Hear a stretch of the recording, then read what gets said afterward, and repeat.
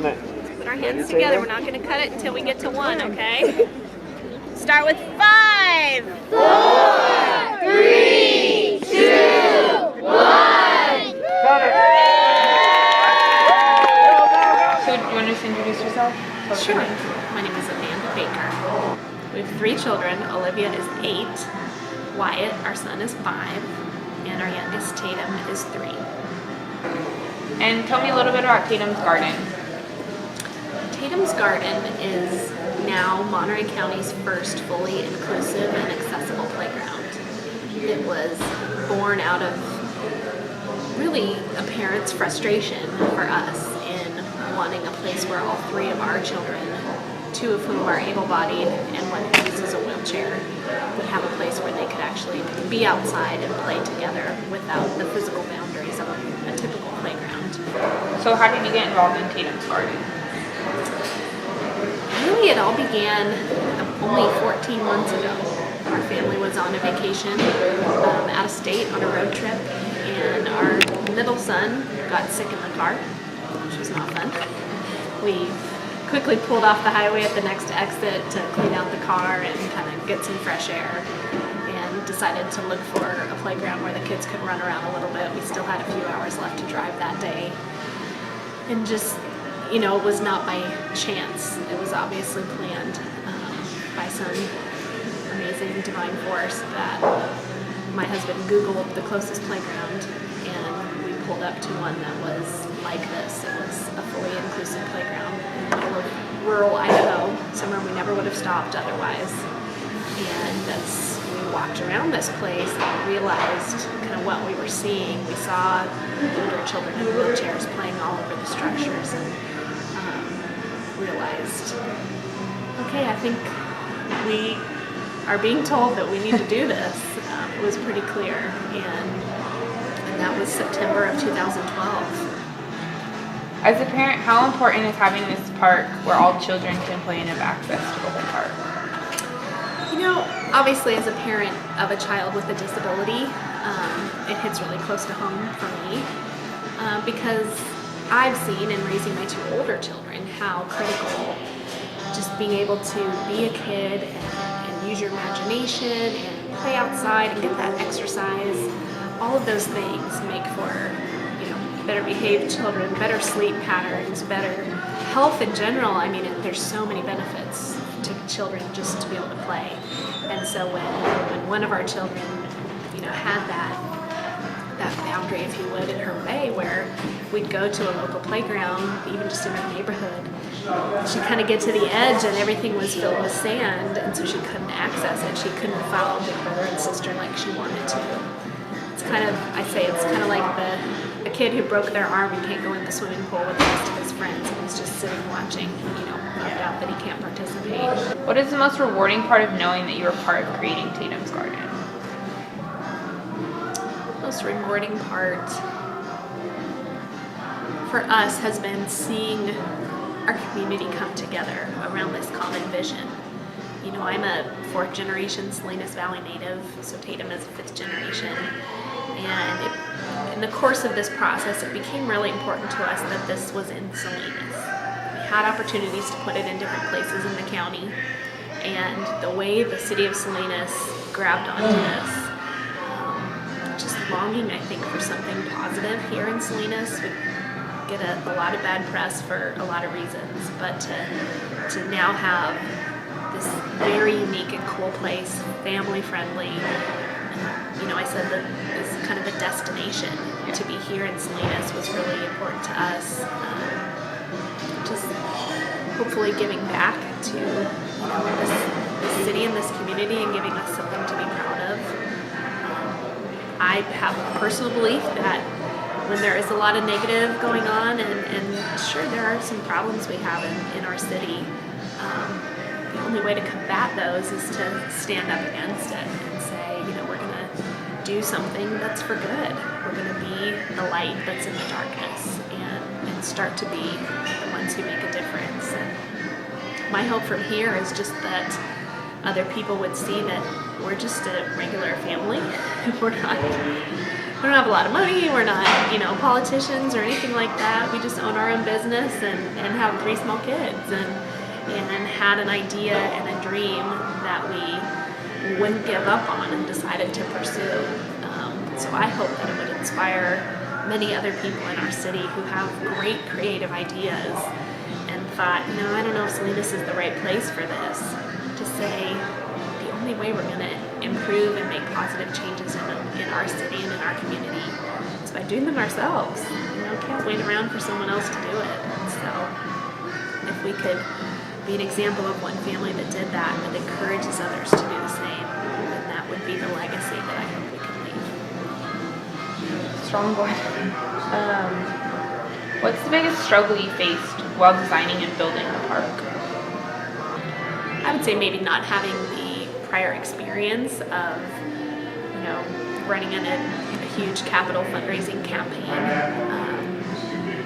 It was kind of a crash course, learning how to do grant writing and host a huge gala fundraiser and really engage the community and have lots of feet on the ground at the farmers market and the rodeo and all these different events where we could garner support and gather up volunteers.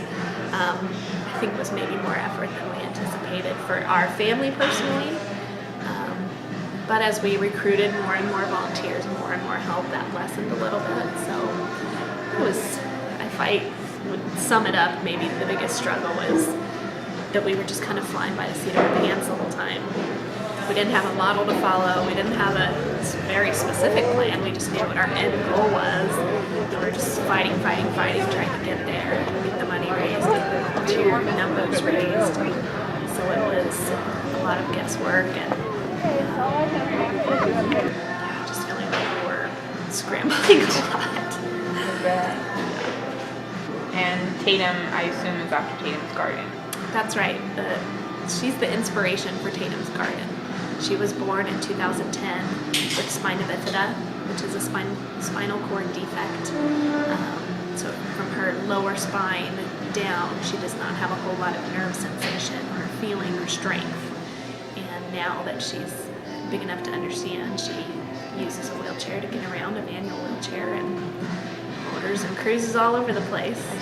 What do you see in the future for Tatum's Garden? Do you see it growing or more parks coming?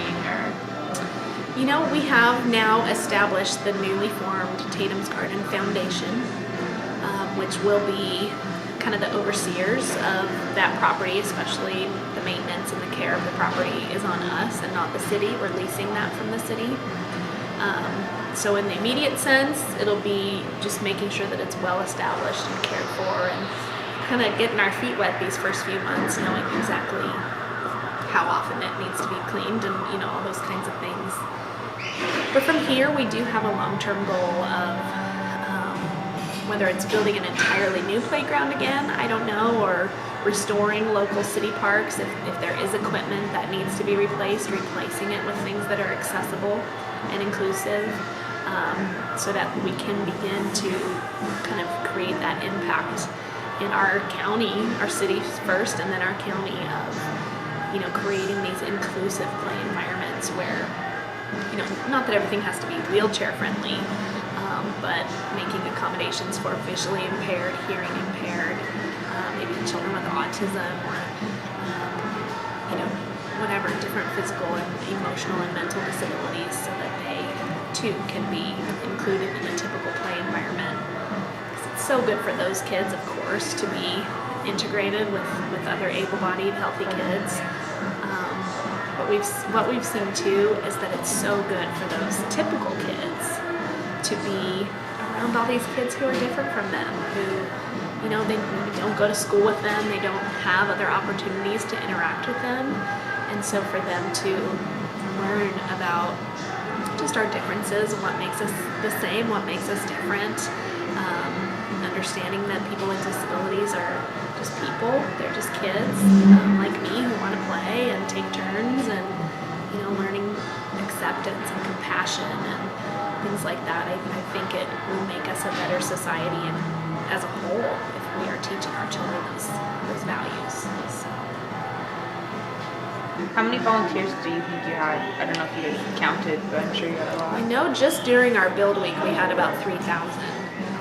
and that was 3 months ago.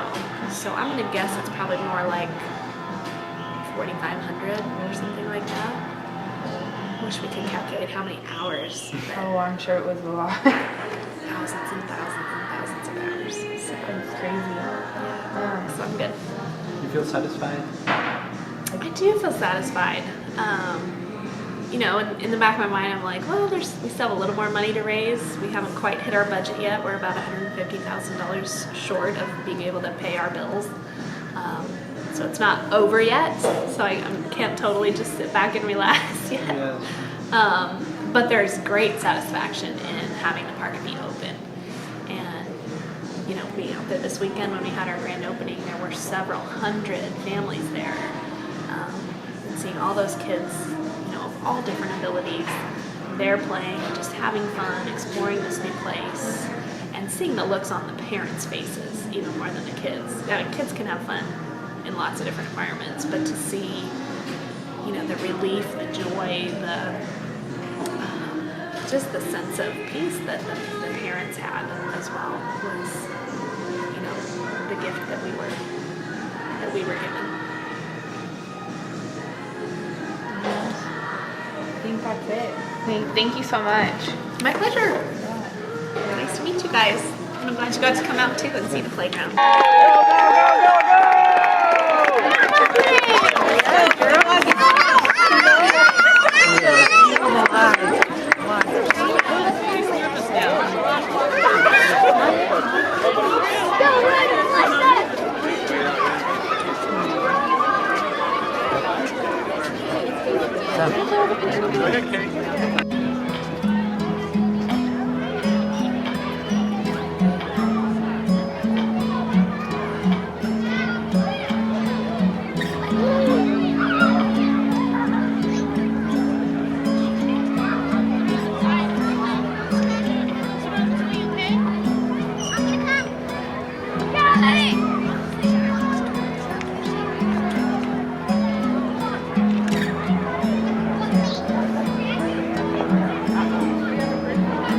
Way to go, JT!